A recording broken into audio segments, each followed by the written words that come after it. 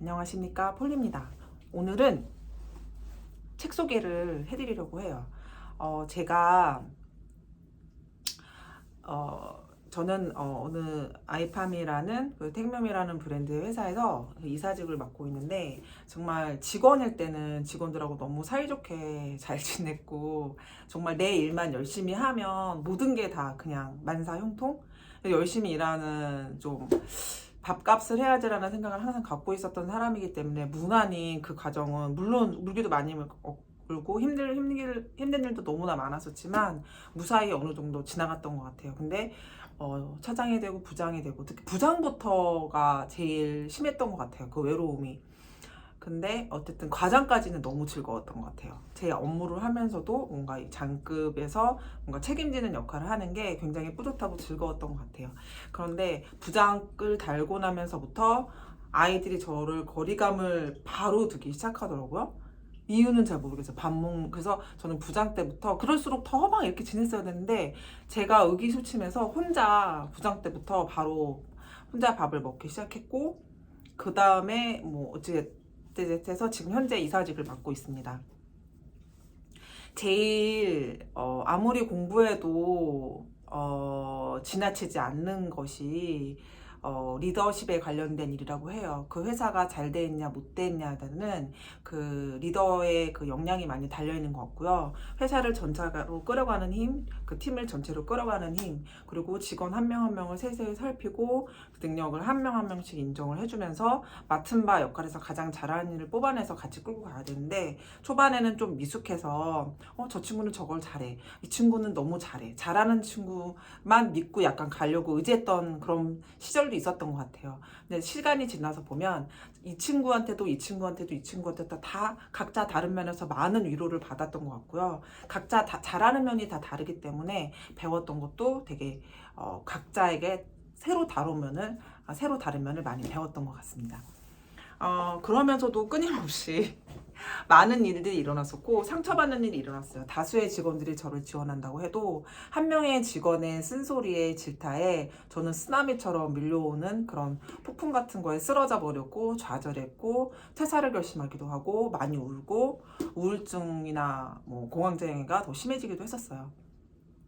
그러면서 내가 이거를 이겨내는 길은 더 많이 공부하는 수밖에 없다라고 생각해서 책을 정말 많이 봤는데, 제가 일어설 때 가장 저에게 힘을 줬던 책이에요. 부하 직원이 말하지 않는 31가지 진실. 그래, 나도 그 시절을 겪었지만 나는 잘 모르겠어. 왜냐면은 라떼, 꼰대, 그 지금 말하는 꼰대지만 정말 그 나 때는 그런 생각을 안 했던 것 같다라는 그런 기억이 나지 않는 그 부분.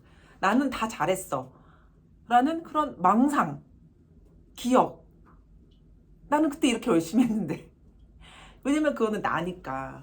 이런 사람도 있고 저런 사람도 있는데, 그런 망상 속에서 좀 내가 어떤 것을 정말 잘못했는지를 파악하려면, 그래, 이 책이 정말 진실일지 아닌지 모르지만 읽어나 보자. 그래서 읽었는데 생각보다 굉장히 가슴을 후벼파고, 제가 이 자리까지 올라오면서 많은 일을 겪었잖아요. 그리고 저도 이제 뭐 어느 정도 베테랑이기 때문에 제가 생각했던 부분들이 되게 꼼꼼히 많이 들어가 있었어요. 제가 긴 시간 이 책에 대해서 자세히 설명을 해드리려는 게 아니고요. 정말 저는 그 리더라면 이 책을 꼭 읽어보셨으면 좋겠다는 생각이 들어요. 왜냐면 제가 책 내용 이렇게 보면은 제가 정말 밑줄 쫙쫙 치면서 되게 정말 열심히 이 책을 봤거든요. 정말 뭐 접고 읽고 막 하면서 이 책을 굉장히 열심히 봤는데, 제가 한 가지 테스트한 게 있어요. 이 부분을 여러분한테 알려드리고 싶었어요.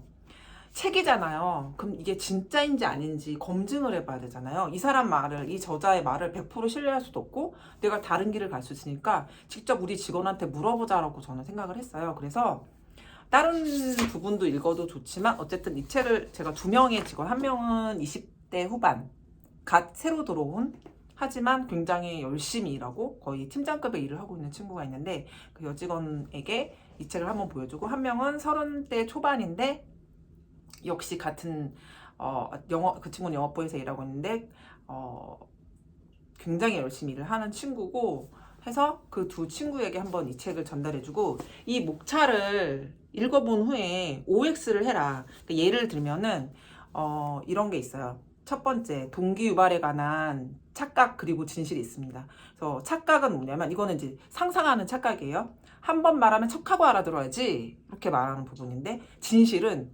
당신과 회의 후 직원들은 교리 해석의 시간을 갖는다. 그 말은 뭐냐면 네가 말을 되게 못 알아듣게 해. 뭐 이런 말이에요.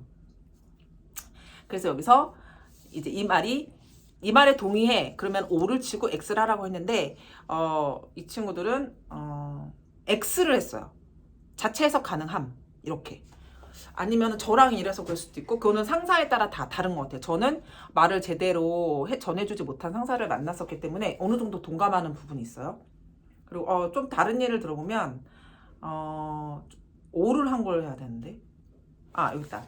5번 착각. 나는 사람을 중시하는 경영을 하고 있다. 나는 사람을 중시하는 경영을 하고 있다. 나 스스로 그렇게 생각해요. 하지만 착각. 대체 직원에 대해 얼마나 알고 있나? 파악하려 하지 말고 있는 그대로를 이해해. 이렇게 써있어요. 단 사생활은 빼고 아주 그냥 쑥 뼈를 쑤셔박죠. 그럼 여기에 이 친구들은 두 명 다 O를 했습니다. O 하고 뭐라고 썼냐, 밑에다가 조언도 달아줬어요. 저한테 친절하게. 부모님도 날 잘 모름. 이런 거죠. 나도 자신을 잘 모르는데. 그리고 좋은 얘기도 있어요.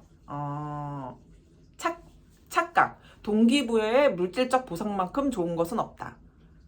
이거는 이제 직장 상사들이 하는. 근데 진실. 돈이 많이 받는다고 열심히 일하는 것은 아니다. 직원의 마음속 4가지 욕구에 관심을 가져라. 이 4가지 욕구는 이 본문에 있었을 거예요. 근데 여기는 둘 다 O를 해줬어요. 사실 돈보다는 다른 것들을 추구하는 게 요즘 젊은이들은 더 많다는 거죠. 예전에는 사실 돈 보고 일을 했었나? 저도 돈 보고 일한 적은 한 번도 없는 것 같은데. 그래서 보람이 더 중요하고, 돈보다는 사람 플러스 복지 플러스 이 회사에 대한 가능성, 자신에 대한 가능성을 더 생각한다. 이렇게 첨언을 달아줬어요. 그래서 제가 어쨌든 이게 굉장히 많아서 다 일일이 말해줄 수는 없어요. 제가 또 이 회사에 뭐 이렇게 내가 이 책을 소개하겠습니다라고 허락을 받은 게 아니라서 이렇게 아주 빼곡하게 직원들이 OX 달아줬는데, 이 책을 보면 가슴을 후벼 파는 말들이 있지만 그 말을 이렇게 이런 쪽지까지 붙여줬어요. 너무 감사해서 저는 진짜 되게 감명 깊게, 그래서 조금 더 이해할 수 있고 이 책의 옳고 그름을 좀 더 판단할 수 있었거든요. 그리고 이거를 보고 나서 직원을 이해하게 된 게 아니라 제 병이 나았어요. 내가 너무 과하게 욕심을 부렸구나. 너무 잘하려고. 그래서 제가 약간 공황장애가, 이제 뭐 잘하려고 하는 압박에서 온 공황장애가 있었고, 그랬는데 그 부분이 갑자기 알람이 울려갖고 끊겼는데 연결 편집을 해야겠죠. 근데 어쨌든 이 책을 읽고 그 아팠던 부분이 나았다는 거. 그래서 사실은 진급을 하면 병을 얻는다는 얘기가 있어요. 여러 가지. 이래서 책임감도 굉장히 무거워지고, 만약에 그렇지 않고 나는 진급을 해서 너무 편하다, 그러면 분명히 직원들이 고생하고 있을 거예요. 그렇게 생각하는 리더들은 지금 당장 행동을 고쳐야 되겠고, 아픈 리더들도 이 책을 한번 읽어보면은 내가 너무 좀 헛된 망상을 하고 있지 않았었나? 다 바꿀 수 없고, 모든 게 내 맘대로 될 수 없고, 모든 게 내 의지대로 될 수 없으니 조금 내려놓고 직원들을 믿어보자라는 마음이 좀 더 강해질 거라고 생각해서 아픈 리더들과 노는 리더들에게 이 책을 권해드립니다. 정말 도움이 많이 되고 서로를 이해하는 데 도움이 되는 책이라서 권해드립니다. 그럼 오늘은 이만.